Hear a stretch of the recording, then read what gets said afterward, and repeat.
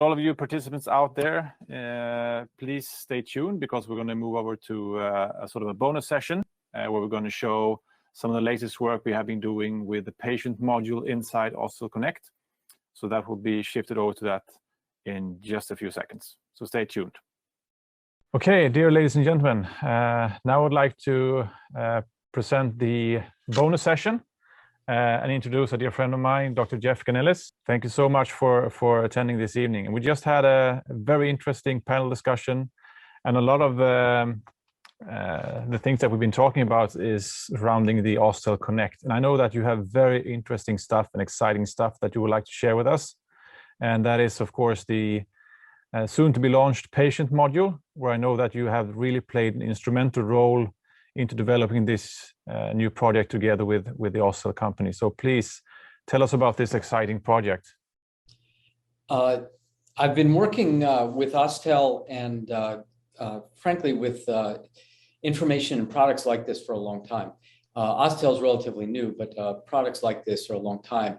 And one of our frustrations has always been, when in terms of patient management, to get them to understand what it is that their problems are, and then to be able to explain to them how we're going to fix it. And the truth is that we have all sorts of sophisticated treatments available in implant dentistry and in dentistry in general. But if we can't get a patient to understand it, then we can't get them to value it, and we subsequently can't do it for them or help them with their processes. So using visual tools like interactive software has really been a big help for us. We've been using products like this for a long time, but there haven't been well developed. This one, on the other hand, I think is going to be really helpful, really useful, and really valuable part of the OsstellConnect platform. And you mentioned there, as you said, it's the visual aid. I mean, it's so important in terms of patient communication. I reckon, it's must be an interesting feature also as a referring doctor. This is really good. And I think as we get into our discussion a little bit here, we'll do a little bit of a demonstration. But it's also very important when we're working with referring doctors that everybody's working off the same set of plans or the same platform. The usual method of doing that is to write long letters, and nobody likes to write those letters, and nobody likes to read those letters. On the other hand, if we can pack this into an image and customize it to that patient and to that treatment plan, it really makes the whole communication process that much easier between the offices. And it also allows me as a surgeon, and perhaps you as a restorative dentist, to work off the same blueprint. And patients love the fact that everybody's on the same page. They really get this consistency, and it builds confidence in the whole team. And besides, demonstrating obviously inside the software when you're together with the patient, do you also make exports from the software so that they get something, like in their hands physically? Absolutely, and we'll see that. You won't see it because I don't have a printer for you here. But yes, we illustrate what the problem is, and then various intermediate steps in treatment for the patient. And then I can stop it, save it, print it out as a PDF form, or I can email it to them. And a lot of times, if we're dealing with complex treatment plans, and I'm dealing with, say, a husband, he wants to explain this to his spouse. And it gives him something to take home to his spouse in order to illustrate what it is the process is going to be, so everybody has a greater understanding. And we go back and refer to it all the time when there's questions about treatment, or where am I in treatment, where am I in the process, what happens next. And all of these things can be easily planned out and communicated. So it becomes like a customized brochure almost for a patient. That's amazing. I mean, and I can imagine that, besides getting a higher degree of, case acceptance for the treatment per se, but also I can imagine for more extensive surgical treatments that they really understand before you initiate the whole treatment, that, each step along the patient journey, so to say.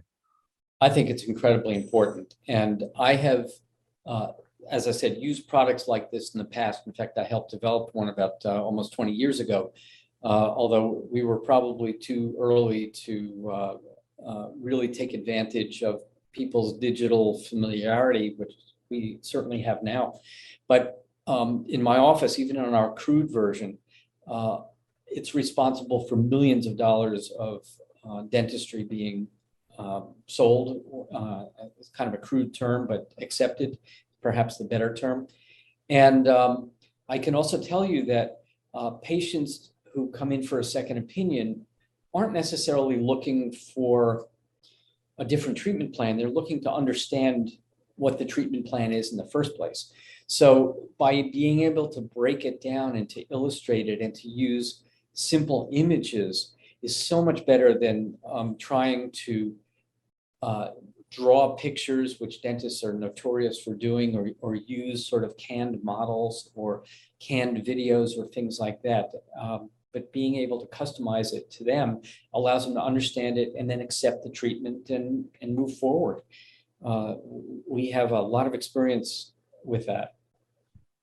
Great. I mean, I'm getting really curious now. Would you mind like showing us a little bit inside the software how Sure, you I'd be happy to. set up a case? Yeah. I know you've got to, I'm not sure if you can see my screen at this point or not. Yeah, we can. Okay, you can confirm that. So this is the basic screen as it comes up, and it's sort of cartoonish in a sense, and that's very deliberate because we don't want to have graphic images that are going to scare patients. And in a way they can relate to this. It's complex, it's sophisticated enough that they can appreciate what goes into it, but it's simple enough that it's not scary. What we show here, I have the numbering on the teeth, and we can customize this a lot to whatever the preferences of the doctor who's using it. I happen to like it with this dark mode on, which just gives a dark background so it highlights things better. And I generally like to get rid of the teeth numbers. This is a prototype version, so it's not fully operational yet, but it's pretty close. And what we see here is just what we call the gums view, or the with the gingiva on. But what's really important for us, especially in implant dentistry, is what happens when the tissue's off, what's underneath. Now, dentists like to talk about x-rays all the time, but patients don't relate to x-rays. And many of you may have had the experience of talking to radiologists as patients. And when it comes to head and neck, they blank, they just don't get it, but they can relate to an image like this. So we have lots of functions that we can do to teeth, to bones, to nerves, to sinuses, and some of the important landmarks that are relevant to us in implant dentistry. And these are all customizable to the patient. They don't have to be exact, but they are close enough that people can relate to it. So for argument's sake, all of the functions that we deal with are on this lower toolbar down on the bottom here, and on this other toolbar on the left side. The beauty of this software is everything is right in front of you. There are not sub-menus. You don't have to go to a course to learn how to use it. You can really look at it, play with it for 15 minutes, and then go do a consultation. So for argument's sake, let's assume we want to do a tooth function. So I just clicked on tooth, and I have the option of either dealing with one tooth or with all the teeth. And for simplicity, I'm just going to show if you click on all the teeth and you activate that, and then you click on the lower arch, it disappears. Click on it again, it comes back. One tooth, same thing. Tooth present, tooth gone. And then people can understand that pretty easily. Tooth is present or it's absent. That's no big deal. But as a periodontist, I have to deal with bone support and bone issues a lot of time. And certainly that's true with implant dentistry as well. So if I'm talking to a patient who's losing a tooth because of periodontal disease, I may want to click on a bone function. And again, we have a few different options within the bone functions to look at. Let me start with the loss all first. And this gives you an idea and an easy representation to show a patient what periodontal disease does. It destroys the bone support for your teeth, and you can see those teeth look like they're getting weaker. And then we can lose even more bone, and there's very little support left. And if you lose too much bone, the teeth go away. And then we can undo or redo that as much as we want to here. Similarly, if we're looking at bone and we just want to do an isolated function, you can lose bone on a single tooth. You lose it in increments. And what's good about that is if we're talking about periodontal management, we can also grow the bone back. And that's what graft looks like. And you can see this kind of a shaded gray that came back that differentiates it from normal bone. Well, that's really important if we're talking about implant dentistry too. So it's just a quick visual representation of disease process. This also functions, let me put the gingiva or the gums back on. And if we lose bone with, let's see, gingiva on, you can see you start getting some recession. If you lose bone between teeth, you start losing papillas too, and the tissue shrinks. And this is kind of a representation to a patient of what it looks from the outside if you retract the lips. And then let's imagine we've lost a lot of bone on some anterior teeth. I mean, I can imagine when we're talking about this, the software really fills multiple purposes, not only talking about implant treatments, but here you are really demonstrating periodontal disease to that type of patients. It's really good. And actually, there's one other aspect which we always want to talk about, and it's hard to get into, which is aesthetics. And one of the things that this also allows us to do is look at smile aesthetics. So any place you see a bullseye, that's a active field, so we can modify it. So I can pull on this and the lips move. And in this case, let's assume that we have a high smile line. As I said, we have some adjustments to do here. Those peaks of tissue need to go away. But here you have a patient who has a high smile line that shows bone loss or tissue loss in the anterior. And we can look at lip movement from that perspective. And you can imagine that this is really helpful when we're talking about bone grafting and how to set up correct support for implant placement or root coverage for that matter. I got to get rid of this to get back into root coverage. But if we're talking about in the bone area, if we graft, and it really doesn't distinguish between hard and soft tissue, we can fill that in verbally. And then we take the tissue away. You can see again, we've got all this, we fill these areas in. So that just kind of gives an overview of the power of this, of the ability to illustrate common problems that we run into for patients. And the other ones, the anatomical problems we run into are also really important. For instance, nerves are a big issue in implant dentistry. So while you're sort of demonstrating to a patient the different sort of steps and segments of a potential treatment is in a way saved, so that you can show them sort of the timeline. Yes, and we can build and save a treatment plan as we go through that. I may have a problem demonstrating that just because of the way this screen is set up, but let me see what I can do here. Here we go. There's a section where you can explain to a patient what their current condition is, their current set of problems are, and save that. And for instance, let's assume this is, we have recession and bone loss and some other things. And I was going to just go illustrate the sinuses because that becomes an issue for some patients too. Actually, I'm going to go back to beginning. Get rid of gums. And that's how fast you can just start over again if you don't like what you have. Let's assume we have a patient who came in that has some periodontal disease, is missing a third molar on the right side, and also has fairly low sinuses or fairly pneumatized alveolar ridge. I can set this as the current condition.